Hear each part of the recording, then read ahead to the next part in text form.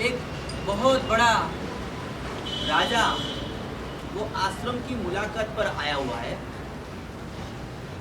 वो आश्रम के अंदर जो मुख्य सन्यासी थे उनके नीचे करीबन करीबन 1000 से ज्यादा संतों हो गए। राजा ये आश्रम की मुलाकात पर आया हुआ है।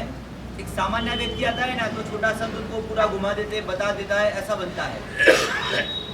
मगर ऐसा हुआ कि राजा आया हुआ है तो सबसे बड़े जो संत थे ना वो उनको सब परिचय कराने के लिए यहाँ संतों क्या करते हैं, यहाँ संतों क्या करते हैं, ये सब बारे के अंदर कुछ परिचय दिखाने के लिए वो खुद संत जो सबसे बड़े संत थे वो निकले हुए। एंट्री से राइट साइड में उन्होंने प्रवेश किया और वहाँ बहुत बड़ा रसोड़ा था, भोजनशाला थी और वहाँ बैठक सिस्टम कैसी है, संतों क्या चिमते हैं, वो जिमने के अंदर उनको क्या मर्यादा होती है, ये सब बारे के अंदर वो बड़े संत ने राजा को बताया। राजा प्रभावित हो गया कि यहाँ ये लोगों को कितने संयमित जीवन जीना है कि उनको खाने पीने में भी कितना कंट्रोल है। राजा प्रभावित हो गया। थोड़ा आगे गए, वहाँ बहुत बड़ी एक लाइब्रेरी थी। वो लाइब्रेरी के अंदर बहुत सारे ग्रंथों पुस्तकों पड़े हुए थे। यहाँ संतों क्या करते हैं, यहाँ से संतों को जो जो अभ्यास करना होता है और कोई साक्षी पाठ अंदर में से लेना है तो यहाँ आकर वो साक्षी पाठ कौन सा लेना है, कौन से ग्रंथ में पड़ा हुआ है, कौन से पेज में पड़ा हुआ है, तो यहाँ से वो ग्रंथ लेकर जाते हैं और यहाँ वापस आकर रखते हैं। ये पूरी लाइब्रेरी का दर्शन करते भी वो भी प्रभावित हो गया। थोड़ा आगे गया, थोड़ा आगे जाने के बाद संतों का रहवास स्थान था। वहाँ रहने का जो स्थान वो बताया कि उनको सोने के लिए आपको जैसे संथारा दिया गया है, उन लोगों को एक मर्यादा ऐसी होगी कि वो डाबका घास की जो चटाई आती है वो चटाई पे ही उनको सोने का, ऐसी चटाई उनको दिखाई कि इसके पर ये लोग सो रहे हैं। उनको सिर पर रखने के लिए ऐसी सामग्री रहती है, उसको ओढ़ने के लिए, पहनने के लिए कपड़ा क्या होता है, ये सब बताया। आश्चर्यचकित हो गया कि ये दुनिया में ऐसे भी लोग हैं, ऐसे भोग सुख मिलने पर भी छोड़कर ऐसी छोटी सी चटाई में वो लोग सो रहे। संत का थोड़ा बहुत त्याग देखकर भी वो प्रभावित हुआ। फिर थोड़े आगे गए। आगे जाने के बाद पढ़ाई का कक्ष था, वहाँ बेंचेस बैठने के लिए वो पाटला और अच्छी तरह से किताब कलम हस्तलेखन चल रहा था। वो देख के यहाँ संतों क्या करते हैं, संत ने बताया यहाँ हस्तलेखन होता है कि गुरु महाराज से पासे जो सिखाया हुआ जो ज्ञान है वो ज्ञान को उनको ग्रंथ के अंदर लिखने का। ठीक है, बहुत बड़ी ये बात है। थोड़ा आगे गया, संत का पूरा उनका खुद का जो हॉल था वो आने से पहले सबसे बीच में एक बहुत बड़ा गुंबज वाला मंदिर था। यहाँ संत उनको नहीं ले गए राजा को, और राजा ने उनका हाथ, संत का हाथ पकड़ा। अरे संत श्री, यहाँ आप मुझे क्यों नहीं लेके गए?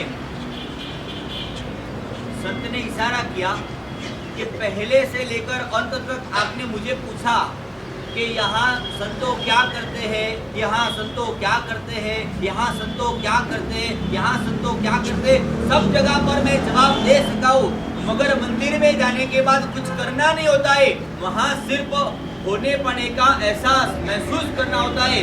मैं भगवान जैसा एक परमात्मा बन सकता हूँ, ऐसी ताकत वहाँ हुआ पढ़ानो महसूस करने का है। तो वहाँ कोई आंसर नहीं है, वहाँ क्या करना, वहाँ कुछ करना ही नहीं होता है। वो राजा की आंख अंदर से खुल गई कि संत ने महान बात बता दी। मैंने आज तक, मेरा 55-60 साल की उम्र हो गई, आज तक मैंने ऐसा कोई कभी भी मैंने ऐसी अनुभूति नहीं की है कि होने पड़े का एहसास। अब इशारा आपकी ओर है। आपको आए हुए कितने दिन हो गए? झूठ बोल रहे, बताइए, आज 11वां दिन है।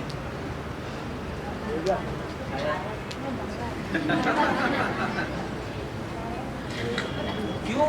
हमको क्या पता होना चाहिए? यहाँ 12 दिन गया, 14 गया, 18 गया, 20 गया, 25 गया, गुरुदेव विहार करके गए, विहार करके करते करते गुरुदेव के पीछे चले गए।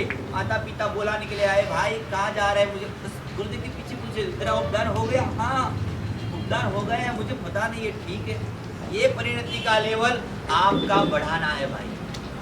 मगर यहाँ आप हर रोज की 20 माला, हमको एक आनंद भी है, छोटा सा भी बच्चा होता है वो भी 20 माला अच्छी तरह से गिनते। या मेरे बुजुर्ग लोग भी आकर मुझे बोलते, माने साहब सच्ची छोटी उम्र का लड़का है ना वो, और उनका काम बना, उनकी माला भी नहीं, माला खुली हो गई तो कहानी का जो स्टोरी वाली है वो स्टोरी पढ़ने के लिए बैठ जाएगा। कोई तूफान, कोई गेम फेम कुछ करना कुछ नहीं, अंदर में से बस, मगर इससे भी संतोष नहीं है। यहाँ आप 47 दिन के लिए आए हुए हो तो पंच परमेश्वरी की उपासना हमको क्यों करनी है? सिर्फ माला फेरने से भी आत्मा का कल्याण? पंच परमेश्वरी अपने आत्मा में पड़े हुए, उनको प्रकट करने की यह साधना। आप नमो रियंताणम बोले, नमो सिद्धाणम बोले, नमो आर्याणम बोले, नमो वज्राणम, नमो सबोसाणम, ऐसो पंच नमोकारो, ये 5 की किया हुआ नमस्कार सर्व पापों का निर्घात करता है। मगर पुण्यशाली आपने माला तो गिन ली, 20 माला गिनी, आज 12वां दिन ना, आज 12वां दिन है। डर लगता है नहीं, अब डर मत रखो, जो है वो परिस्थिति। मगर ऐसी भूमिका का, ऐसी परिणति का सर हमेरा नहीं बनाए, इसलिए हमको ये बार बार, आज नेवी है या उपवास है? आप जो गप्पा लगा दिया।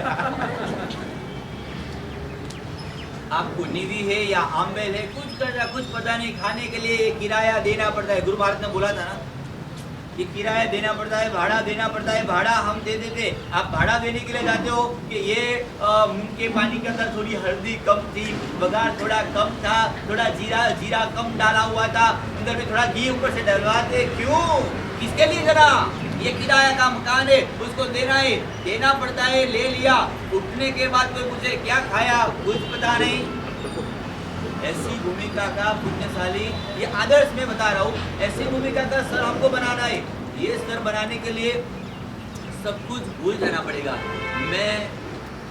मेरे में ही बस पड़ोस में कौन बैठा हुआ है, पड़ोस व्यक्ति यहाँ से चल गई तो भी मुझे पता नहीं है, वो बैठी है आकर बैठ गई तो भी मुझे कुछ पता नहीं है। ऐसी परिणति का लेवल आपका होना बहुत जरूरी है। यहाँ से बाहर निकलने के बाद आप खुद का एड्रेस भी भूल जाओ, मैं कहाँ रहता हूँ, तो आपका समझ लो कि आपका उद्यान है ना वो बिल्कुल सही तरीके से हुआ है। ऐसा हो सकता है?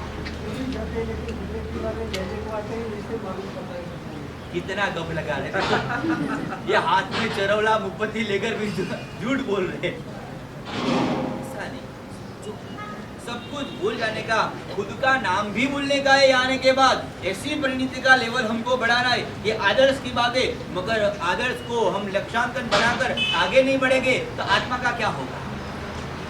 आज से इतना पुण्यशाली करो। आज नौकार वाले यहाँ से खड़े होने के बाद बहनों नीचे जाएगी, भाइयों यहाँ प्रवचन होने के बाद एक नौकार वाली ऐसी करो, मेरे आत्मा में पड़े हुए पंच परमेष्टि, बोलो केवल ज्ञान बाहर से लाना है कि अंदर पड़ा हुआ है?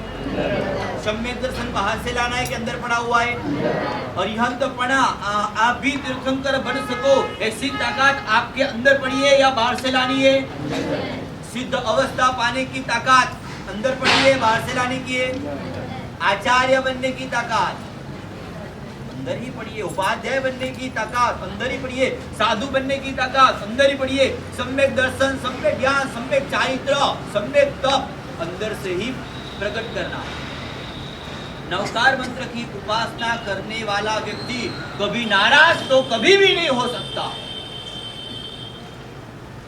आपकी माला जो सही ढंग से की गई है, सही भावों से की गई है, तो मैं आपको चैलेंज से बोल सकता हूँ कि आप जिंदगी में आपके चेहरे की रेखा कभी भी नहीं बचाई जाएगी। कोई व्यक्ति अनुकूल बने तो भी सही, कोई व्यक्ति प्रतिकूल बने तो भी सही, खाने में रोटी कच्ची आई तो भी सही, बिल्कुल घी वाली बिल्कुल टेस्टफुल आई तो भी सही, हर एक जगह पर बस एक ही स्वभाव बन जाएगा, नवकार मंत्र की उपासना का प्रभाव। आज इतना एक काम करना, नवकार मंत्र जब गिनने के लिए बैठो, बस मेरे आत्मा में पड़ा हुआ पंच परमेष्टि को मुझे प्रकट करना है। आज आपको फील भी हो सकता है, मगर एक माला से नहीं, आज से 20 माला जो भी गिनो ना, 20 से 20 माला के अंदर मुझे मेरे आत्मा में पड़ा हुआ पंच परमेष्टि को प्रकट करना है।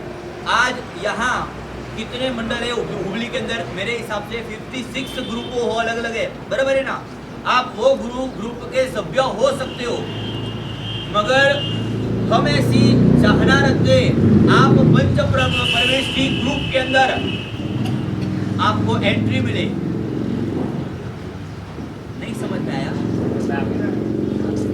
ऐसी भावना तो रख सकते हैं ना, मुझे पंच परमेष्टि ग्रुप के अंदर मुझे एंट्री लेनी है।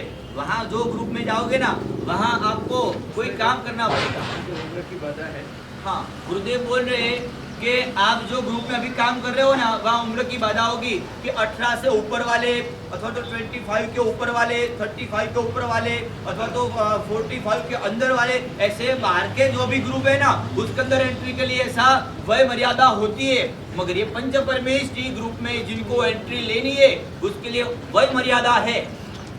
आपकी जो है उम्र है ना, कोई इसके अंदर स्थान ले सकता। समझ गए? तो आज से इतना काम करो, परमेष्टि की उपासना करते करते मेरे आत्मा में पड़ा हुआ पंच परमेष्टि को मुझे प्रकट करना है। ये पंच परमेष्टि की उपासना करते आप सभी पुण्यात्माएं पंच परमेष्टि ग्रुप के अंदर एंट्री पाकर आप आपका आत्मा का कल्याण करें, यही मंगल कामना है।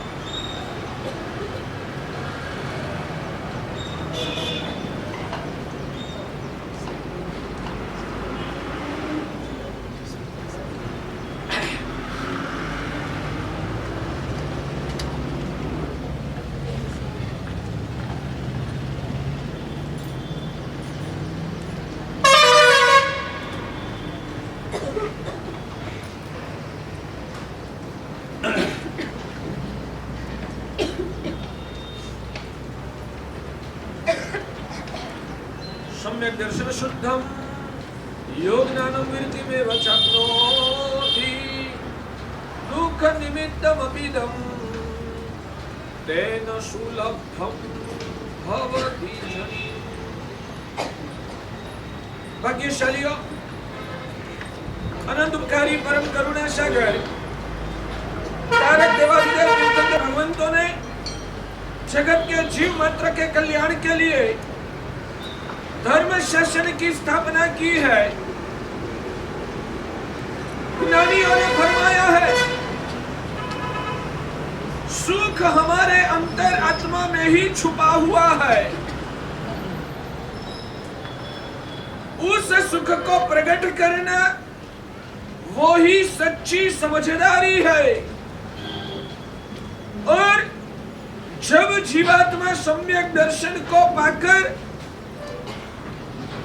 वास्तविक निश्चय नैक्य चारित्र धर्म की आराधना करता है, तब उनका अंदर का सुख धीरे धीरे धीरे प्रकट होने लगता है। जब वो सुख पराकाष्ठा तक पहुंचता है, तब आत्मा की अंदर की राग दशा पूर्ण रूप से खत्म हो जाती है। वो आत्मा वितराग दशा को पाता। और भाग्यशाली एक बात निश्चित रूप से समझना, जहां राग का परिणाम है, वहां ही द्वेष का परिणाम उजागर हो सकता है। आपको सुख का राग है तो दुख का द्वेष होगा। जो सुख का राग नहीं है तो आपको दुख का द्वेष नहीं होगा। आपको कोई ठंडा क्लाइमेट का राग है तो गर्म क्लाइमेट का द्वेष होगा। ठंडा क्लाइमेट का राग नहीं है तो गर्म क्लाइमेट का द्वेष नहीं होगा। आपको मीठा भोजन के प्रति राग है तो कड़वा भोजन के प्रति नफरत होगी। मीठा भोजन के प्रति राग नहीं है तो कड़वा भोजन के प्रति नफरत नहीं होगी। इसलिए जहां राग का परिणाम है वहां ही द्वेष का परिणाम होता है। जब राग का परिणाम खत्म हो गया तब द्वेष का परिणाम भी खत्म होता ही है। और आगे बढ़कर बता रहा हूं, जहां राग और द्वेष का परिणाम है वहां ही चित्त में संक्लेश होता है। जहां राग द्वेष का परिणाम खत्म हो गया, आत्मा मध्यस्थ भाव में या तो समता के परिणाम में आ गया, राग द्वेष की परिणति खत्म हो गई, उस व्यक्ति के अंतर में कभी भी कोई भी निमित्त की वजह से संक्लेश होने का कोई प्रश्न ही खड़ा नहीं होता। मेरी बात आपको समझ में आती है? उदाहरण के साथ बताऊं तो जल्दी से समझ में आएगा, मगर मुझे आगे चलना है इसलिए आज यहाँ रुकता नहीं हूँ। उदाहरण अभी नहीं दूंगा, अभी ये सिद्धांत आपको अंदर में अंकित करना है कि जहाँ राग द्वेष का परिणाम होता है वहाँ ही चित्त में संक्लेश पैदा होता है। इसलिए सभी प्रकार के संक्लेशों को मिटाना है तो हमारे शास्त्रकार भगवंतों ने राजमार्ग आदर्श बताया है कि आपको वितराग दशा प्रकट करनी पड़ेगी। चित्त के सभी संक्लेशों को मिटाना है। बाहर की परिस्थिति को कितनी भी सुलझाने की आप कोशिश करोगे, मगर जब तक राग द्वेष खत्म नहीं हुआ है तब तक अंदर का संक्लेश उपशांत नहीं हो सकता है। इसलिए जो साधक आत्मा है, जिसने भगवान अरिहंत के शासन के मर्म को पाया है, वो अपने मन में संकल्प करता है, लक्ष्य बना देता है, मुझे कुछ भी करके धीरे धीरे आगे बढ़कर वितराग दशा को पाना है। जब वितराग दशा आत्मसात हो जाएगी, सभी प्रकार के चित्त के संक्लेश ऐसे ही खत्म हो जाएंगे। मगर वितराग दशा वो आत्मा की एक ज्वलंत ऊंचाई है, उससे पहले का स्टेप है।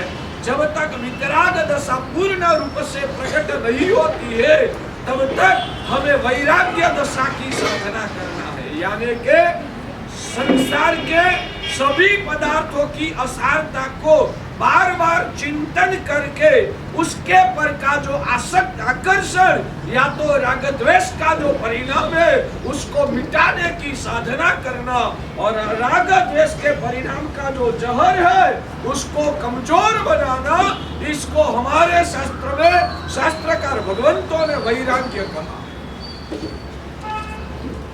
ये मानव जन्म प्राप्त करने के बाद, भगवान अरिहंत का शासन प्राप्त करने के बाद आपको क्या करना है आपको आज तक पता नहीं है। सिर्फ पूजा करना, चौबियार करना, अट्ठाई कर लेना, आइमिल की होली करना, काया से जो धर्म की क्रिया का आचरण करना है वो शायद थोड़ा सा आपको पता होगा, मगर आपकी आत्मा का लक्ष्य क्या होना चाहिए ना वो आपको याद भी नहीं। हमारे भगवान फरमाते हैं अशरीरी बन के हमें मोक्ष की अवस्था को पाना है, मगर वहां जाने के लिए पहला हमें वितराग दशा को प्रकट करना पड़ेगा, और वितराग दशा को प्रकट करने के लिए अभी हम इस जन्म में वितराग नहीं बन सकते हैं, मगर हमें वैराग्य की साधना करना है, यानी कि संसार के पदार्थों की असारता का भान करके आत्मा को समझा कर हमारे अंदर में जो राग का जहर छुपा हुआ है उस जहर को हमें मिटाना।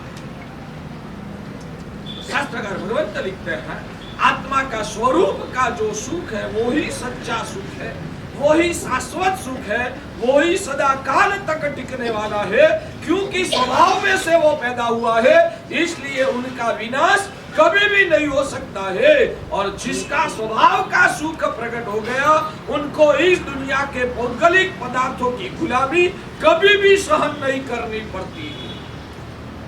ऐसा सुख कहाँ मिलता है? मोक्ष में मिलता है। इसलिए हमारा लक्ष्य एक ही रहेगा, इस जन्म मरण की परंपरा में से छुटकारा पाकर मुझे मोक्ष में जाना है। और मोक्ष में जाने के लिए प्रभु के मार्ग का आलंबन लेकर मुझे मेरी आत्मा को तैयार करना है, धीरे धीरे आत्मा की स्थिति को निर्मल बनाना है। मोक्ष में जाना वो हमारा लक्ष्य बन गया। हर सम्यक दृष्टि आत्मा बाहर से क्रियात्मक रूप से कहीं पर भी वो घूमना हो, अंतर मन में उनका भगवान परमात्मा पद के साथ, आत्म स्वरूप के साथ उनकी आत्मा का अनुसंधान हमेशा है। तो अभी आज एक बात यहाँ समापन करके आगे चलता हूँ। हमारा लक्ष्य एक ही रहेगा, हमें मोक्ष में जाना है। भाग्यशाली जिसने भी भगवान का ये धर्म पाया है, उनको मेरा प्रश्न है कि 24 घंटे में मुझे मोक्ष में जाना है, ये परंपरा से छुटकारा पाना है। आपको याद कितनी बार आता है? याद कितनी बार आता है, मैं पूछ रहा हूँ। भाग्यशाली एक काम कीजिए, आपकी इजाजत छोड़नी पड़े तो छोड़ दीजिए, मगर आगे आ जाइए। पीछे पीछे पब्लिक आएगी तो उनको जगह मिले। कोषादी भी आगे आ जाओ और कल से नजीक ही आगे बैठने की कोशिश करना। चलो कोषादी थोड़े थोड़े आगे आ जाओ। कल भाइयों की लाइन जहां तक बैठी थी ना, वहां आज पानी है, भीना है, तो आज आगे भी बैठना पड़ेगा।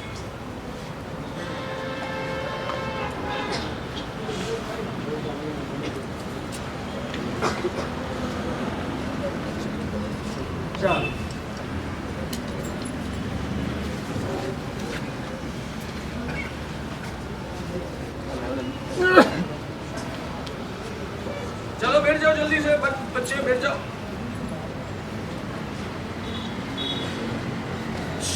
बैठ जाओ।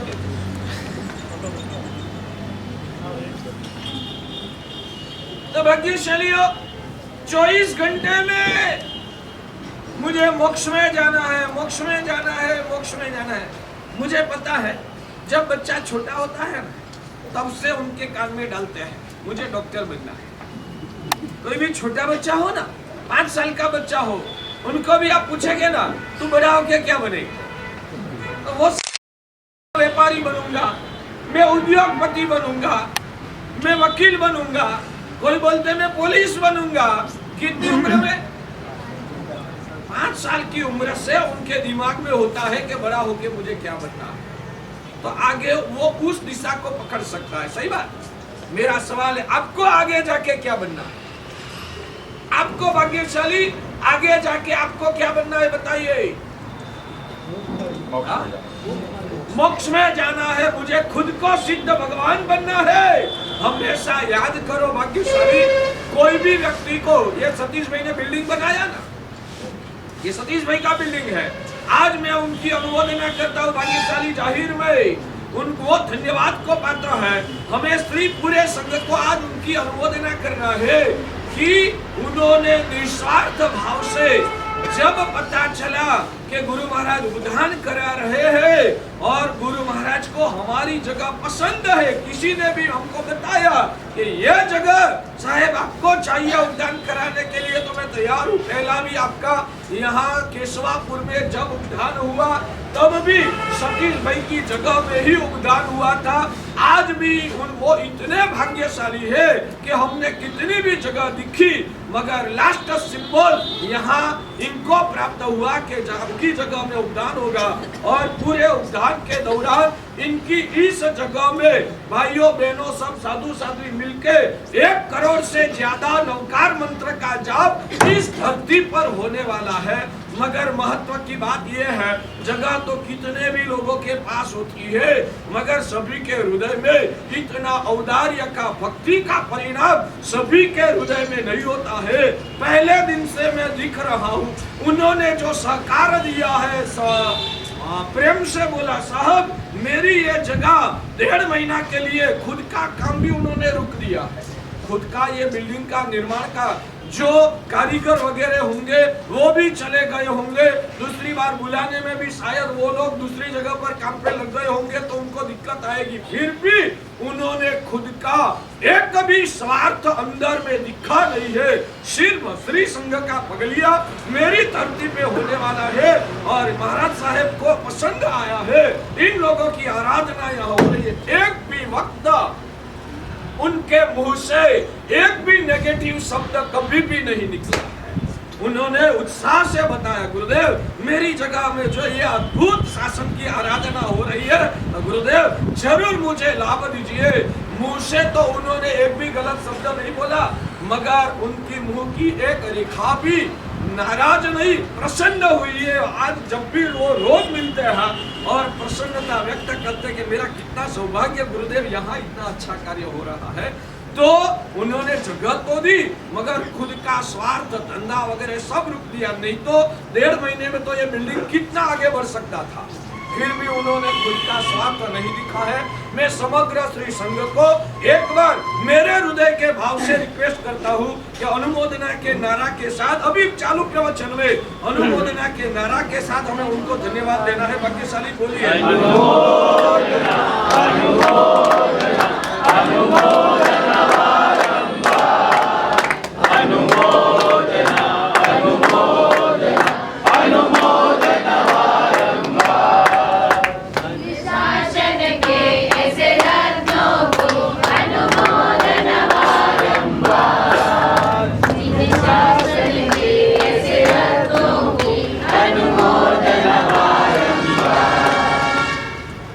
तो भाग्यशाली मोक्ष में जाना है, इतना हमारा विजन क्लियर हो गया तो दिन में 50 वक्त आपको याद आना चाहिए, मैं शुद्ध स्वरूपी आत्मा हूँ, मुझे आज विकृतियां छाई हुई है और मैं कर्म के बंधनों में फंसा हूँ। उन सभी कर्म बंधनों को काटकर आत्मा की अंदर में छाई हुई विकृतियां को जलाकर मेरा अंदर में छुपा हुआ जो शुद्ध स्वरूप है, उस शुद्ध स्वरूप को पूर्ण रूप से उजागर करके मुझे मोक्ष की अवस्था को पाना है, वहां के शाश्वत सुख का भोक्ता बनना है, वो मेरा संकल्प है। अब आगे वो बात करनी है, भाग्यशाली मोक्ष में जाना है, वो हमारा संकल्प तो हो गया। संकल्प को साकार करने के लिए बार बार ऐसा स्वप्न दिखना पड़ता है, मैं कब ऐसी अवस्था को प्राप्त करूंगा, वो स्वप्न बार बार अंदर में घुटना चाहिए।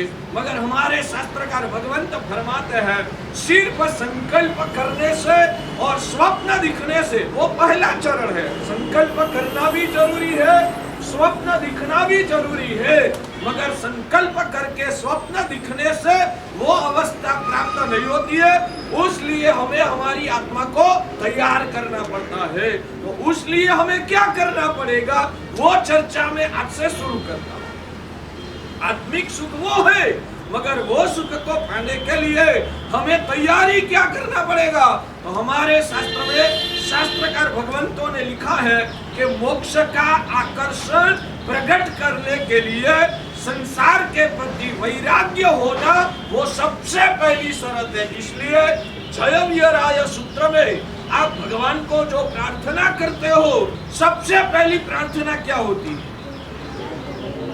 जयवीराय जगगुरु हो ममम तुहा प्रभावो भयवम भवनिम्यो। सबसे पहली साधक की प्रार्थना वो होती है, हे प्रभु तेरी कृपा से मुझे भव निर्वेद प्राप्त हो। भाग्यशाली भव निर्वेद का मतलब क्या? भव यानी संसार, भव निर्वेद शब्द का मतलब क्या है? भव यानी संसार और निर्वेद यानी कंटाला, निर्वेद यानी थाक। संसार के प्रति थकान लगेगी, संसार से कंटाला आएगा, तब ही इसको भव निर्वेद बोलते हैं। आज आप लोग जैन धर्म की आराधना कितनी भी करो, मगर आप लोगों के अंतर में भव निर्वेद प्रकट नहीं हुआ है। जब तक भव निर्वेद प्रकट नहीं हुआ है न, तब तक सम्यक दर्शन की भी भूमिका का निर्माण नहीं हो सकता है भाग्यशाली। इसलिए सबसे पहला ये संकल्प करो, मुझे भव निर्वेद प्रकट करना है। ये भव निर्वेद प्रकट कैसे होगा भाग्यशाली? एक मजाक की बात बोल रहा हूँ। इस सूत्र में, जयवीराय सूत्र में भी सबसे पहला भव निर्वेद की भी याचना करने से पहले हमने क्या बोला? ओम ममम तुहो भावो भयवम भवनिव्यो। हे देवादिदेव प्रभु, तेरी कृपा से तू पभावो प्रभु, तेरे प्रभाव से यानी के तेरी कृपा से मुझे भव निर्वेद की प्राप्ति हो। यानी के भव निर्वेद भी कैसे प्रकट हो सकता है, उसका रास्ता भी इसमें दिखा दिया है। कोई व्यक्ति चाहेगा मैं शास्त्रों की पढ़ाई कर, वो नहीं कर पाया।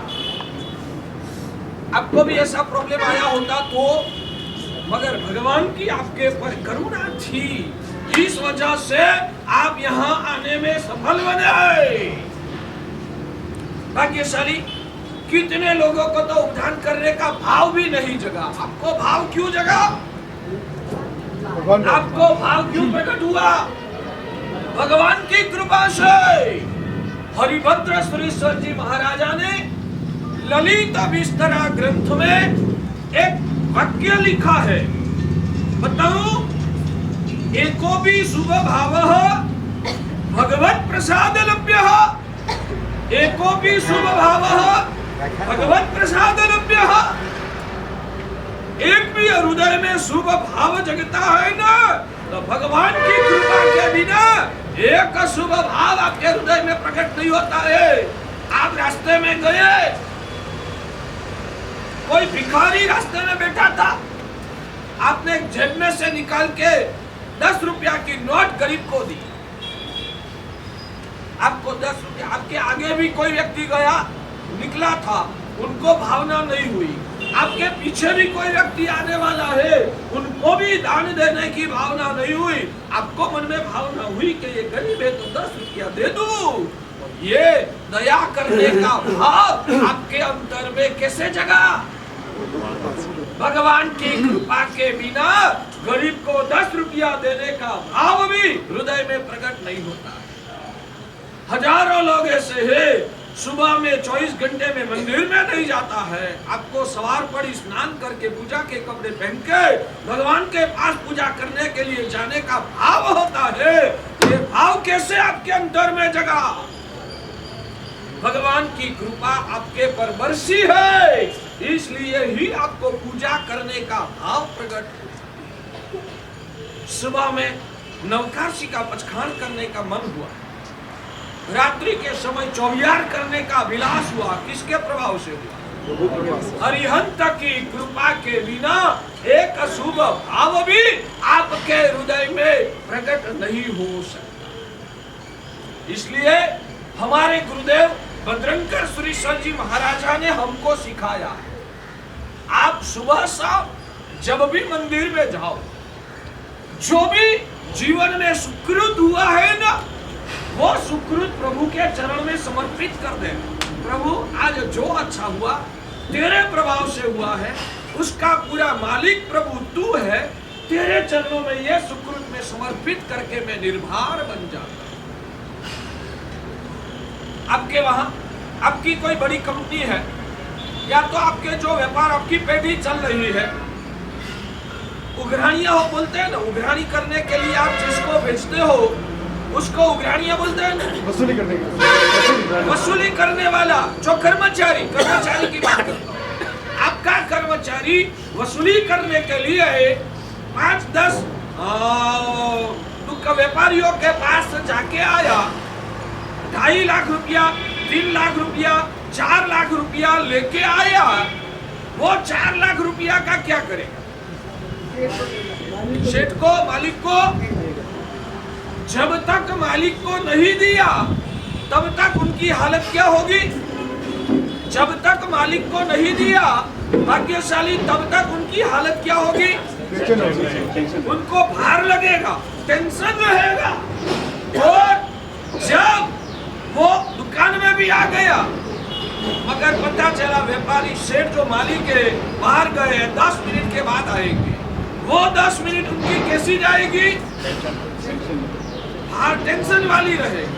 और जब मालिक आ गया, मालिक को रुपया पकड़ा दिया, बाद में उनकी हालत क्या? खुश हो जाएगा। बाद में भाग्यशाली उनकी हालत क्या होती है? वो फ्री हो जाता है, हलवा हो जाता, हल्का हो जाता है। सही बात।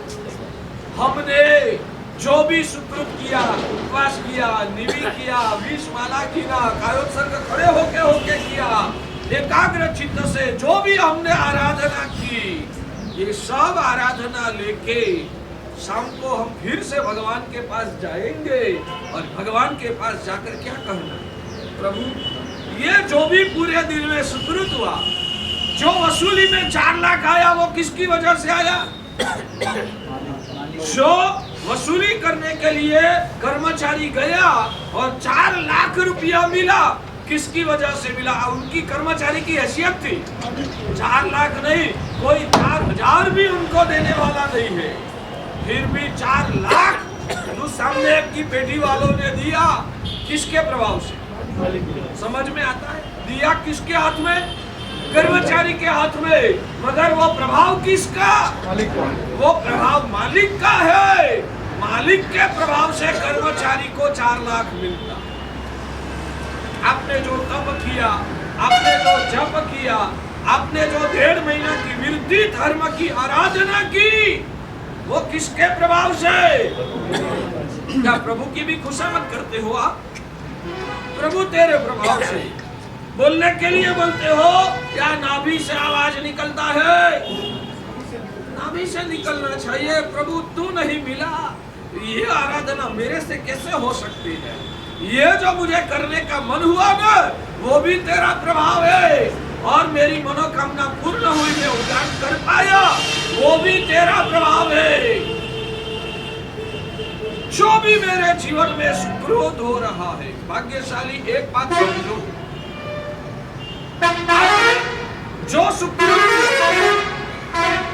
आपने जो सुकृत किया भाग्यशाली, उससे जो पुण्य प्राप्त हुआ, वो पुण्य भी भार स्वरूप बन सकता है, और वो ही पुण्य आपको संसार में भटका सकता। फिर से बोलूं, ध्यान से सुनिए, इस संसार में सिर्फ पाप ही जीवात्मा को रखड़ाता है ऐसा मत मानिए। इस संसार में किया हुआ जो पुण्य है ना, पुण्य भी जीव को इस संसार में भटका सकता है। विनोद भाई, कैसे?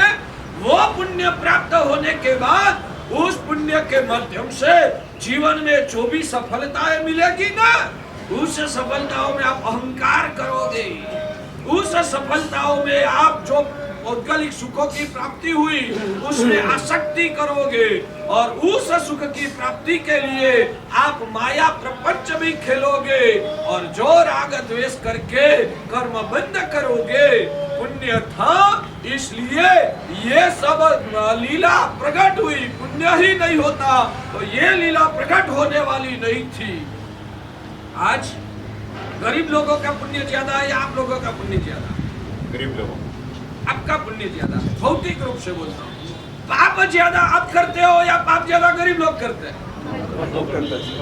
तो पुण्य से जो सुख वैभव मिला है ना, उस सुख वैभव का दुरुपयोग करके आप आपके संसार को बढ़ा देते हो भाग्यशाली।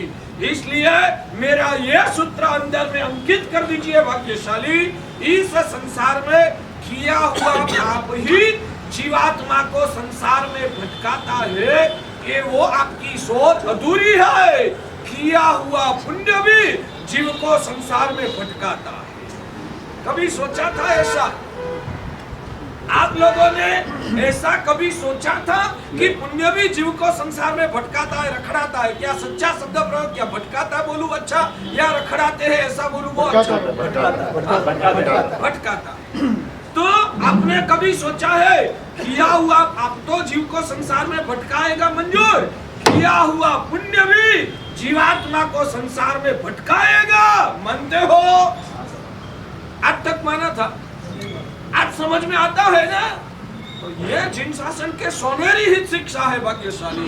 किया हुआ पुण्य भी जो नहीं पचा, भाग्यशाली में दृष्टांत उदाहरण देके बताऊं, दूध आपको शक्ति देता है या दूध आपकी शक्ति को क्षीण करता है?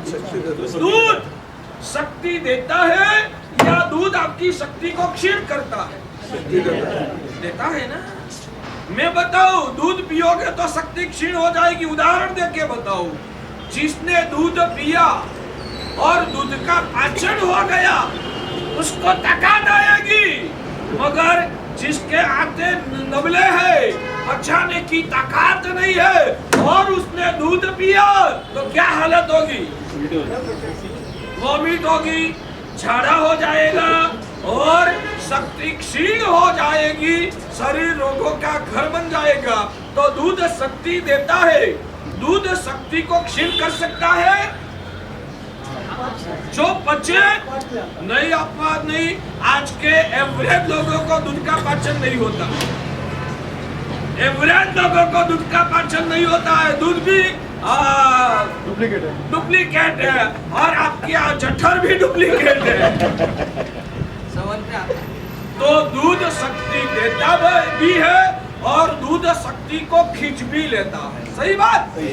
वैसे ही पचता है तो शक्ति देता है, नहीं पचा तो वो शक्ति को क्षीण कर देता है। वैसे ही हमारे शास्त्रकार भगवंत बताते हैं, पुण्य भी जो पचा आपका कल्याण करता है और पुण्य भी जो नहीं पचा तो वो पुण्य ही आपको संसार में भटकाता है, वो ही दुर्गति में आपको दुखी करता है। इसलिए सिर्फ पुण्य पे भी भरोसा मत करो। आप लोगों को मैं बोल रहा हूँ, पुण्य पर भी भरोसा मत करो भाग्यशाली। तो अब जो पुण्य किया है उस पुण्य का पाचन करना है तो क्या करना पड़ेगा? जो पुण्य किया है उस पुण्य का पाचन करना है भाग्यशाली, तो क्या करना पड़ेगा? तो उसका श्रेष्ठ विकल्प वो है, पूरे दिन में, पूरे महीने में, पूरे साल भर में, पूरे जीवन भर में जो भी पुण्य किया वो सब पुण्य उनके चरणों में समर्पित कर दो। प्रभु, जो हुआ है वो तेरी कृपा से हुआ है, मैंने जो किया वो तेरे प्रभाव से हुआ है, उसका सच्चा मालिक तू है, मैं तो सिर्फ कर्मचारी को 4 लाख रुपया हाथ में आया, 4 लाख रुपया के मालिक को सेठ, आपको क्या मिलेगा? वफादारी की वजह से आपको पगार मिलेगा, या तो शायद ज्यादा से ज्यादा वफादारी की वजह से आपको बोनस मिलेगा। और आपका सेठ जो महान है ना, तो आपकी प्रामाणिकता से खुश होकर वो आपको भी कभी पार्टनर बनाकर सेठ बना देगा। मगर उसलिए सेठ की भी महानता आवश्यक। सब सेठ अपने कर्मचारी को पार्टनर नहीं बना सकता, तो सेठ भी कैसा रखना चाहिए? सेठ भी कैसा रखना चाहिए? बोलो ना। हाँ, परमात्मा जो अपना पार्टनर अपना जैसा बना दे, इनको ही सेठ बनाना। हाँ, नहीं आपके भाग्य में तो है इसलिए तो यहाँ तक पहुँचे हो, मगर आपको ऐसा बनना ही नहीं है। भिखारी होता है ना, उनको भीख मांगने का जो संस्कार हो गया है ना, उनको कोई सेठ की गद्दी पे बिठाएगा ना, वो बैठ नहीं पाएगा, उनकी ताकत ही नहीं है यहाँ बैठ सके। उनको तो भीख मांगने में ही तबीयत अच्छी रहती है। आप लोगों की हालत बोल रहा हूँ बाकी से समझ में आया? मैं आपको रिक्वेस्ट करता हूँ, क्योंकि मुझे तो आपकी अंगुली पकड़ के आपको वहां तक पहुंचाना। मेरी जिम्मेदारी कितनी? मेरी जिम्मेदारी कितनी? आपकी अंगुली पकड़ के आपको भगवान तक पहुंचा देना। बाद में आप जानो और भगवान जाने, मुझे क्या लेना देना। समझ में आता है? मैं तो उनका सेवक हूँ, उनके प्रति मेरी ड्यूटी निभाता हूँ। उन्होंने आदेश किया है 1 घंटा तक इन लोगों को ये सत्य सिखाना, उनका आदेश है। मैं स्वतंत्र नहीं हूँ, न रत्न चाहे मुझे प्रवचन करना है करूंगा, मैंने चाह नहीं करना है मैं छोड़ दूं। मैं स्वतंत्र नहीं हूँ, मैं उनका सेवक हूँ, उनकी आज्ञा का पालन करना मेरी जिम्मेदारी है, उसकी आज्ञा, इसलिए मैं आ रहा था। मैंने स्वतंत्रता से चाहा मुझे व्याख्यान देना है, मैंने स्वतंत्रता से मन की याद नहीं करना है। मैं गुनहगार अपराधी, हॉलीडे के दिन छुट्टी मिलती है, 6 दिन तक तो आपको ड्यूटी निभानी पड़ेगी। चालू दिन में आपको ड्यूटी नहीं निभानी है तो कारण दिखाना पड़ेगा। भगवान, आज मेरी तबीयत अच्छी नहीं है, भगवान आज थोड़ी अंदर से स्वास्थ्य की असाता है, या तो और इससे भी ज्यादा बड़ा शासन का काम है, भगवान रजा दे, और भगवान रजा देते भी है, वो दयालु है, समझता है। वो बोलता है मुझे कहीं नहीं, आज तो ठीक नहीं है ने, तेरा पगार नहीं कटेगा, तेरा पगार नहीं कटेगा, आज के दिन तुझे छुट्टी वो देते हैं, इतने दयालु है। मगर हमें भी उनकी रजा लेनी पड़ती है। मैं उनका सेवक, मैं स्वतंत्रता से व्याख्यान करूंगा मेरी मुंसफी से, तो मैं विराधक, मगर उनकी आज्ञा को केंद्र में रखकर मैं उनका सेवक बनाकर भाव हृदय में रख के पाठ पर बैठूंगा। आपको लगेगा महाराज का भी कितना वट है, करोड़पति लोग आके जाजम पर बैठते हैं और महाराज को पाठ में बैठना मिलता है। अब जो पति भी उनके चरणों में इच्छा भी क्षमा समझो करके शीश झुकाते हैं, महाराज का कितना वट है। आपको लगता है ना, लगता है ना महाराज का कितना वट है। आपको भी वट चाहिए ना, अभी तो बिठाया था ना, आपको भी बिठा सकता हूँ, आपकी इच्छा है तो। मेरी बात क्या है, मैंने मालिक भी ऐसा पसंद किया है, मैंने मालिक भी ऐसा पसंद किया है। उसने मुझे प्रेम से बोला है, तू अभी तेरी क्षमता के अनुसार तू तेरी ड्यूटी निभाते रहे, मैं धीरे धीरे तुझे ऊंचा उठा लूंगा और तुझे भी मेरे जैसे बना दूंगा, जैसा उन्हें मुझे कान में कहा है। मैंने जो मालिक को पसंद किया है ना, ऐसे ही मूर्खता से पसंद नहीं किया, समझदारी से पसंद किया है। आपको भी मैं बोलता हूँ, मालिक ऐसा पसंद करो जो अपने जैसा आपको बनाने की भावना रखे। समझ में आया? ऐसा मालिक इस जगत में भगवान अरिहंत परमात्मा है, या तो अरिहंत परमात्मा के अनुयायी सदगुरु। हमारे शास्त्रों में भी ज्ञानियों ने लिखा है कि शिष्य को तैयार करना, तैयार करके कहां तक ऊंचे उठाना, हा? अपने से भी ज्यादा गुरु की हमेशा भावना वो रहती है, मेरे सभी शिष्य मेरे से भी ज्यादा पवित्र बने, मेरे से भी ज्यादा पुण्यशाली बनकर जिन शासन की सेवा करे। हर गुरु, कोई सच्चे गुरु कभी ऐसा नहीं सोचेगा मेरा शिष्य मेरे से नीचे ही रहना चाहिए। वैसी दुर्भावना सदगुरु के हृदय में कभी नहीं होती।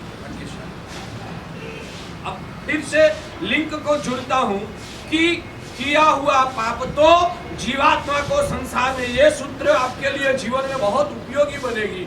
ये सूत्र का जो स्मरण है ना, आपको जीवन में उन्मार्ग से बचाएगा, सही रास्ते पर आपको टिकाएगा। इसलिए याद रखिए, किया हुआ पाप तो जीवात्मा को संसार में भटकाता है, किया हुआ पुण्य भी जो पाचन नहीं हुआ तो किया हुआ पुण्य भी जिनको संसार में भटका सकता है। इसलिए पुण्य करना वो जितना अच्छा है ना, उतना ही जोखमी भी है। इसलिए पुण्य, हाँ, पहला दूध पीना चाहिए या दूध को पचाने की ताकत पैदा करना चाहिए? पहला दूध पीना चाहिए या दूध को पचाने की ताकत पैदा करनी चाहिए? पहला ताकत पैदा करो, बाद में दूध पीना है। प्रवचन में आप ज्ञान प्राप्त करते हो, ये ज्ञान दूध जैसा है, मगर ज्ञान लेने से पहले आपने क्या किया? वंदन किया, गुरु के चरणों में शीश झुकाया और अपने आदेश मांगा। इचकारी भगवान पसाई करी, वायना प्रसाद कर सोजी। उसका मतलब क्या? हे भगवान, गुरु को क्या बोला? आप लोग शब्द में बोलते हो, हृदय में क्या है? समझदारी अंदर की भूमिका क्या है? वाक्य गुरु को, गुरु कैसे गुरु को भगवान बोला आपने? वितराग गुरु को, केवल ज्ञानी गुरु को आपने भगवान कहा या छद्मस्थ गुरु को आपने भगवान कहा? छद्मस्थ यानी समझते हो ना, जिसको केवल ज्ञान प्राप्त नहीं हुआ है, जिसको वितराग दशा प्राप्त नहीं हुई है, ऐसे सभी जीवात्माओं को शास्त्र में छद्मस्थ कहा। मैं भी छद्मस्थ हूँ, आप भी छद्मस्थ हो। समझ में आया? मुझे भी केवल ज्ञान नहीं है, आपको भी केवल ज्ञान। मैं भी वितराग नहीं बना हूँ, मेरे अंदर में कम ज्यादा पैमाने में राग द्वेष है, मेरे में भी है, आप में भी। हम सब छद्मस्थ हैं। तो भगवान शब्द से आपने किसको संबोधन किया? कैसे गुरु को? केवल ज्ञानी गुरु को, छद्मस्त गुरु को आपने भगवान कहा है, और छद्मस्त गुरु को भी भगवान कहे ना, वैसा आदेश किसने दिया है? भगवान ने दिया है। आप समझो भाग्यशाली। हाँ, क्या छद्मस्त गुरु से भूल नहीं हो सकती है? छद्मस्त गुरु से भूल नहीं हो सकती है? हो सकती है। फिर भी अरिहंत भगवान ने कहा ऐसे छद्मस्त गुरु को भी भगवान के रूप में दिखना है, उनको भी भगवान शब्द से संबोधन करना है। दिन में कितनी बार भगवान बोलते हो? सुबह में इरियावई किया तो भी इच्छा करण संदेशा भगवान इरियावई हम बड़ी गुमामी। मोमबत्ती का बलिदान करना है तो पण इच्छा करण संदेशा भगवान। सामायिक मोमबत्ती बड़ी लो, सामायिक लेना है, औषध लेना है तो भी इच्छा करण संदेशा भगवान। औषध संदेशा हो, इच्छा करण संदेशा भगवान। औषध लो, इच्छा करण संदेशा भगवान। बेसणे संदेशा, हर जगह पर भगवान भगवान भगवान। कितना सम्मान रखना है उनको। हम हमारी जात को भगवान नहीं मानते, हम तो मानते हैं कि अभी तो हमें बहुत कच्चे हैं, मगर अरिहंत भगवान ने ऐसा कहीं पर भी नहीं लिखा है कि जो चौथे आरे के हैं, निर्मल चरित्र का पालन करने वाले हैं, ऐसे गुरु को ही भगवान कहना, ऐसा शास्त्र में नहीं लिखा है। जो राग द्वेष से भरा हुआ है, जो छद्मस्त है, ऐसे गुरु को भगवान शब्द से संबोधन करना, वैसी आज्ञा भगवान अरिहंत परमात्मा की है। समझ में आता है मैं क्या बोल रहा हूं? ऐसे गुरु को भी भगवान के रूप में हमें दिखना, वही तो ही हमारे आत्मा की शुद्धि होती है, वही भगवान अरिहंत की आज्ञा का पालन होता है। भाग्यशाली। तो क्या बात चल रही थी अपनी? ये बात कहां से निकली? मैं भी भूल गया। हाँ, ज्ञान का पाचन। प्रवचन में भी आपने जो ज्ञान लेना है, ज्ञान दूध जैसा, ये ज्ञान दूध जैसा है, मगर उसका पाचन करना है ना, तो पहला सिर झुका के हाँ इचकारी भगवान पसाई करी वायना प्रसाद कर सोली है भगवान। आप सब व्याख्यान में आ गए, इतनी सभा हो गई, मैंने बोल दिया आज मेरी इच्छा नहीं है, मुझे व्याख्यान नहीं करना। आपका आज कोई अपॉइंटमेंट था, आपने ठुकरा दी। कोई बड़ी पार्टी के साथ, बड़ी कंपनी के साथ आपकी मीटिंग होने वाली थी, फिर भी आपने उनको मना कर दिया, मुझे व्याख्यान जाना है इसलिए आज नहीं, और आप यहाँ आ गए। मैंने बोला आज मेरी इच्छा नहीं है, व्याख्यान नहीं करना। क्या होगा? आप आपके दिमाग को समझो, आपकी बुद्धि की विचित्रता, अंदर की जो विकृतियां, सदगुरु को भी आप बुद्धि से मापते हो। क्या सोचोगे बताइए? बुरा लगेगा। महाराज व्याख्यान नहीं करना है तो कल से बोल देना था ना, मेरी मीटिंग में करना। आज मेरा दोनों रखड़ गया, व्याख्यान भी नहीं मिला, मीटिंग भी नहीं हुई। ऐसा विचार आता है, ऐसा विचार आता है। हमारे भगवान बोलते हैं मन से ऐसा विचार करना वो भी पाप है। मन से सदगुरु के लिए ऐसा विचार करना वो भी पाप है। आपने वंदन भी कर लिया, इचकारी भगवान बसा कर वायन अपने बोलूंगा, अब नहीं। आपने क्या बोला था? इचकारी भगवान बसाई करी, इचकारी भगवान आपकी इच्छा हो तो मुझे वायना वाचना देना। क्या बोलते हो? इचकारी भगवान बसाई करी वायना। जी आपकी इच्छा जो है, आपका मन राजी है, आप चाहते हो तो मुझे वाचना प्रदान कीजिए। आपकी इच्छा नहीं हो तो कोई दिक्कत नहीं। समझ में आता है बात? तो नम्रता वो हमारे में प्रकट हुआ, ज्ञान, दर्शन, चारित्र, किया हुआ धर्म, कोई भी प्रकट हुआ गुण, उसको बचाने की शर्त ये है कि हमें हृदय से नम्र विनम्र भाव को धारण करना, और सब उनकी कृपा है वैसा मानना, और जो भी पुण्य किया उनके चरणों में समर्पित कर देना। भगवान आज मैंने जो अम्बिल किया ना, तेरे प्रभाव से हुआ है, तू नहीं मिला होता मुझे अम्बिल करने की इच्छा भी कहाँ हो। दुनिया में रखड़ते भटकते हजारों करोड़ों लोग हैं जिनको आईबिल क्या चीज है वो भी पता है। हमको आज आईबिल करने का मन किस हिसाब से हुआ, तेरा शासन मिला उस वजह से। ये तेरा प्रभाव, प्रभु जो किया तेरे प्रभाव से हुआ है। मैं तेरे चरण में समर्पित करके मैं निर्भर बन जाऊंगा। आईबिल का भी तप का भी भार होता है, ज्ञान का भी भार होता है, निर्मल चारित्र का पालन किया ना उसका भी भार होता है। वो भार हमको दुर्गति में खींच के ले जाता है। चारित्र का, अच्छा चारित्र का पालन किया, माखी की आंख भी न डूबे इतना पवित्र चारित्र का पालन किया। सब उपदान की आराधना खड़े होके की। 47 दिन में एक भी खमासवन बैठे बैठे नहीं दिया, निवी तो नहीं की, सिर्फ आईबिल में भी 2 द्रव्य से आईबिल किया। रात के समय भी जब तक 10 नहीं बजे तब तक शरीर थका था, फिर भी स्वाध्याय किया, नहीं सोया। 47 दिन की आराधना अच्छी की, मगर उसका पाचन नहीं हुआ। माला बाहर निकल के बोलेगा नहीं तो एक भी खमासमन बैठा बैठा नहीं। इतने जितने भी आराधक है ना, मेरे जैसी शुद्ध आराधना किसी ने भी नहीं। घमंड करे तो आराधना अच्छी की, मगर आराधना का अपचा हो। ठीक है, अच्छी बात है। आपकी जात के साथ ठगाई मत कर। आपकी जात के, आपको एक व्यक्ति ने ऐसा किया था ऐसा बोला ना, मैंने किया था ऐसा बोलने की कहाँ जरूरत है। एक व्यक्ति हमारे उद्यान में ऐसी जिसने खड़े होके किया था, बोला मैंने खड़े होके किया था, ऐसा बोलने की जरूरत कहाँ है। समझ में आता है? ये तो आत्मवंचना है, अंदर का अहंकार को पोषण करने की ये विकृतियां। समझ में आता है वकील साहब? तो पुण्य का भी भार होता है। आप हर रोज भगवान का 500 रुपये का पुष्प लेके भगवान की पूजा करते हो, 500 रुपये हर रोज का। महीने में 15,000 रुपया का फूल चढ़ाते हो। मैं तो भगवान की अच्छी पूजा करता हूँ, हर रोज का 500 रुपया का फूल भगवान को मैं चढ़ाता हूँ। सब पुण्य पर आपने पानी घुमा दिया।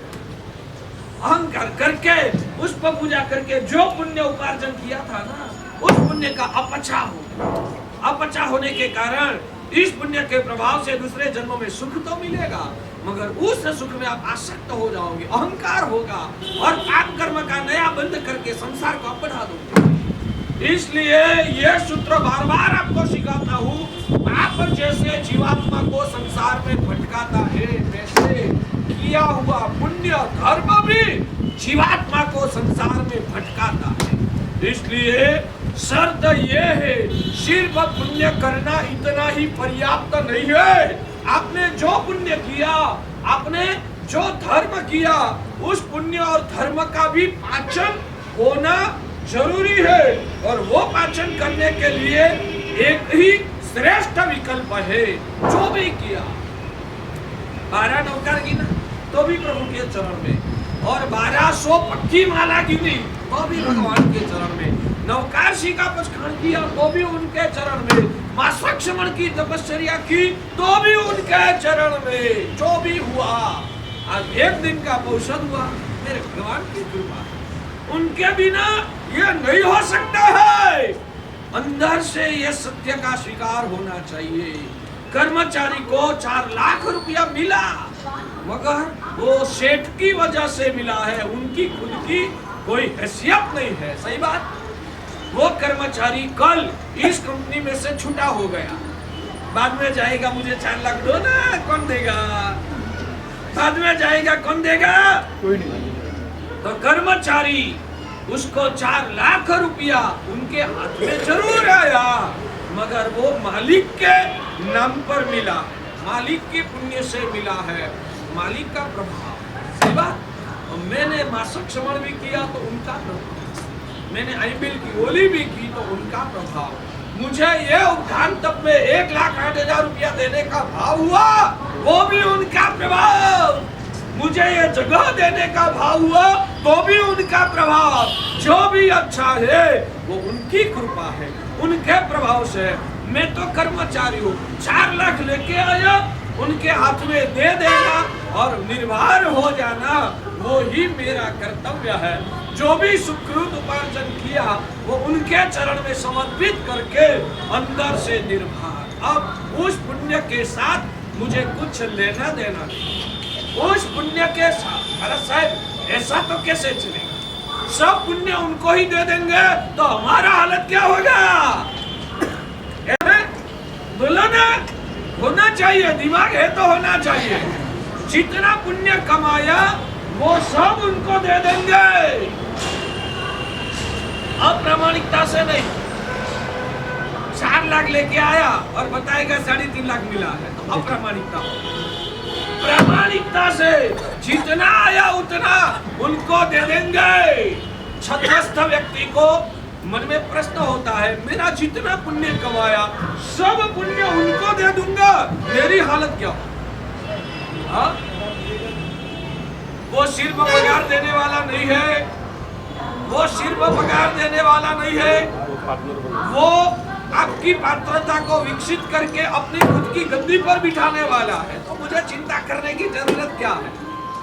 वो आपकी पात्रता को विकसित भी वो बनाएगा और अपनी गादी पर वो ही बिठाएगा। इतना मैंने उनको पहचान लिया है, अब मुझे चिंता करने की जरूरत क्या है? बस उनको समर्पित बन जाओ तो भाग्यशाली। हाँ, दुख और तकलीफ आ जाए तो हाँ? दुख या तकलीफ आ जाए तो क्या करना? हाँ, तकलीफ आ जाए तो क्या करना? वो दूसरी बात, मेरा ये विषय पूरा करके बताओ। तो भाग्यशाली अपना पुण्य उनके चरण में समर्पित करने से अपने पास क्या बचेगा? अपना पुण्य उनके चरण में समर्पित करने के बाद भाग्यशाली अपने पास क्या बचेगा? कृपा बचेगी नहीं, कृपा बढ़ेगी। कृपा बचेगी नहीं, कृपा बढ़ेगी। और मैं आपसे एक ही प्रश्न करूं, पुण्य की ताकत ज्यादा है या उनकी कृपा की ताकत ज्यादा? बस अंदर से विश्वास है, पुण्य की ताकत से भी ज्यादा उनकी कृपा की ताकत है। पुण्य उनके चरण में समर्पित कर दिया, बाद में जो उनकी कृपा मिलने वाली है ना, एक बात समझो, ये जो कृपा है ना वो रबड़ी जैसी, उसका अपचा नहीं होगा। वो ताकत देगा और उनका अपचा कभी नहीं हो सकता है। मिठाई का अपचा हो, मिठाई पचेगी तो ताकत देगी, नहीं पचेगी तो वो बीमार भी बना देगी। मगर ऐसी पतली रबड़ी कोई औषधि से मिश्रित हुई रबड़ी होती है, वो रबड़ी छोटे 3 दिन के बच्चे को भी पिला सकते हो। वो रबड़ी अंदर में जाएगी तो शक्ति देगी, मगर उसका अपचा होने की कोई प्रश्न ही पैदा नहीं होता है। तो ऐसे 3 दिन के बच्चे को आप पिलाओ, वैसी जो रबड़ी होती है ना, मेरे भगवान की कृपा से रबड़ी जैसी ताकत देगी, मगर अपचा कभी भी नहीं हो सकता है। समझ में आता है? कुछ पूछना है इस बारे में पूछिए, मैं आपसे आज सिखाता हूँ, ये करो। और मैं बताऊंगा, इस दुनिया में जो भगवान के शरण में रहता है ना, उनका कभी भी पूरा नहीं होता, गारंटी से बोलता। उनके शरण में रहता है, उनका पूरा कभी भी नहीं होता है। आप जो बोलते हो ना कभी तकलीफ आ जाए तो क्या, हमारे आयुर्वेद में बताया है, आपके शरीर में बुखार आया तो क्या करना चाहिए? आपके शरीर में बुखार आया, हमारे आज के आधुनिक डॉक्टरों के पास आप जाओगे ना, वो आपको क्रोसिन मेटासिन दे के आपके बुखार को तत्काल उतार देगा। हमारे आयुर्वेद के निष्णात जो होते हैं ना, वो मना करते हैं, ऐसा मत करो। मेरे गुरुदेव भद्रंकर श्री जी महाराज, मैं जब 10 साल का था, दीक्षा ली तब उनका हमको शिक्षण, वो हमको सिर्फ शास्त्रों का ज्ञान नहीं देते हैं, पूरी दुनिया का ज्ञान हमारे गुरु हमको देते हैं। गुरुदेव ने आयुर्वेद भी हमको सिखाया। जब भी बुखार आया, एक दिन तो उपवास कर ले। बुखार क्यों आया? बुखार क्यों आया? शरीर में या तो कफ जुकाम बढ़ गया, या तो जो भी खाना खाया ना, आपकी आंतों की पचाने की ताकत से ज्यादा पेट में आपने डाल दिया। कचरा अंदर में भरा है, वो कचरा बाहर निकल नहीं सकता। कब्जी हो गई, या तो कच्चा है, कच्चा होने की वजह से वो बाहर नहीं निकल सकता। अंदर में मल कच्चा होता है, उससे कच्चा आम बनता है। कच्चा आम बनने की वजह से वो आसानी से नहीं निकलता है। उसको निकालना है ना, तो पहला उसको पकाना पड़ता है। समझ में आता है? आयुर्वेद सिखाता हूं। उस मल को पकाना है तो कैसे पकेगा? तो शरीर अंदर से ही अपनी प्रक्रिया अच्छी तरह से निभाता है। तो अंदर में कचरा जमा हुआ है, उस कचरा को पकाना है। बिना गर्मी करवा वो कचरा पकता नहीं। बिना गर्मी वो कचरा पकता नहीं है। तो अब कचरा को पकाने के लिए शरीर आपको आप ही अंदर में अग्नि को बढ़ाता है। उस कचरा को पकाने के लिए अंदर शरीर खुद ही गर्मी को बढ़ाता है। आप 3 दिन देखो, चौथे दिन कोई दवा लिए बिना बुखार ऐसे ही उतर जाएगा। 3 दिन ढिलता, चौथे दिन बुखार। हाँ, क्योंकि 3 दिन में वो अंदर में जमा हुआ कचरा को पका देता है। 3 दिन की गर्मी में अंदर का कचरा पक जाता है। कचरा पक गया, अग्नि का जो काम करना था वो काम निपट गया, तो बुखार आपको आप ही कम हो जाता। और मल शुद्धि के माध्यम से आपका शरीर आपको आप ही स्वस्थ हो जाए। मगर आप बुखार आया, उस वक्त दवाई वाले के दवाइया से आप बुखार को उतार दोगे, तत्काल आपको राहत लगेगी। मगर अंदर में जो कचरा पड़ा है वो तो बाहर निकला नहीं, वो तो पका नहीं, तो लंबे समय पर आपको शरीर में और कोई नई प्रकार की विक्रिया पैदा कर देगी। समझ में आता है? तो बुखार आता है, वो अच्छी बात है या बुरी बात है? अंदर कचरा भरा हुआ है, उस कचरा को पकाने के लिए बुखार का आना वो आरोग्य के निष्णातों की दृष्टि में अच्छी बात है। बुखार आया, आरोग्य के जो निष्णात लोग हैं वो बोलते हैं कि ये अच्छी निशानी है। अंदर कचरा जमा है, बुखार आया है ना, तो कचरा पकेगा और पकने के बाद आपको आप ही निकलेगा। बुखार आना वो अच्छी बात है या बुरी बात है? आप समझदारी के साथ बोलते हो या ऐसे ही जवाब देते हो? समझदारी के साथ बोलते हो ना? वास्तव में आयुर्वेद के निष्णातों की दृष्टि से वो अच्छी बात है कि अंदर का कचरा जल रहा है। वैसे ही आपके जीवन में दुख आया। दुख क्यों आया? हमारे गुरुदेव ने सिखाया है। दुख क्यों आता है? अंदर में कर्म का कचरा भरा हुआ है। अंदर में कर्म का कचरा भरा हुआ है, कितने भवों से जमा हुआ है। अब समय आया है उस कचरा को पका के निकाल देने का। मगर वो पकेगा तो निकलेगा, पकेगा नहीं तो निकलेगा ही नहीं। उस कर्म के कचरा को निकालना है तो दुखों का बुखार आएगा। वो दुखों का बुखार को आप समता से पचा देंगे तो आपका कर्म जल जाएगा, कर्म आपसे बिखर जाएगा, आप निर्भर बन जाओगे। दुख आना वो अच्छी बात है या बुरी बात है? अच्छी बात है। आप लोग दुखों से डरो मत। दुख तो हर व्यक्ति को आएगा जो कर्म से बंधन में फंसा हुआ है, आने वाला ही है। समता से सहन करके अपनी परिपक्वता को बढ़ाओ। दुख में डरना नहीं है, दुख को अपकारी मानना नहीं है, दुख को उपकारी मानना है। उपकारी है, कर्म को तो खपाता है। दूसरे नंबर में दुख को समता से सहन करने से हमारी हिम्मत बढ़ती है। दुख को समता से सहन करने से हमें नया नया अनुभव मिलता है, नया नया सीखना मिलता है। दुख में पसार हुआ व्यक्ति जितना चकोर होता है ने, सिर्फ सुख में ही जिंदगी कमाने वाला इतना चकोर नहीं हो सकता। मेरी बात से सहमत हो? सहमत हो वकील साहब? हमें कभी भी डरना नहीं, दुख का तिरस्कार और दुख को नफरत कभी भी करना नहीं। भाग्यशाली समझ में आता है? हमारे भगवान ने सिखाया है दुख को प्रेम करो, हमारे भगवान ने सिखाया है दुख को प्रेम करो। यहाँ हमारे यहाँ है ना, इस जीवन में कोई गलत काम नहीं किया है, मन से भी नहीं किया है, इस जीवन में गलत काम नहीं किया। सामने वाले की गैर समझ की वजह से उनको लगे ये गलत है, मगर हमने जो भी किया है शुद्ध बुद्धि से भव्य आत्माओं के कल्याण के लिए, जिसमें हमारा जिन शासन को फायदा हो, एक ही सोच को केंद्र में रख के हमने जो भी किया हो, सामने वाला व्यक्ति अपनी गलत सोच की वजह से गलत सोचने लगे तो वो उनकी सोच उनको मुबारक।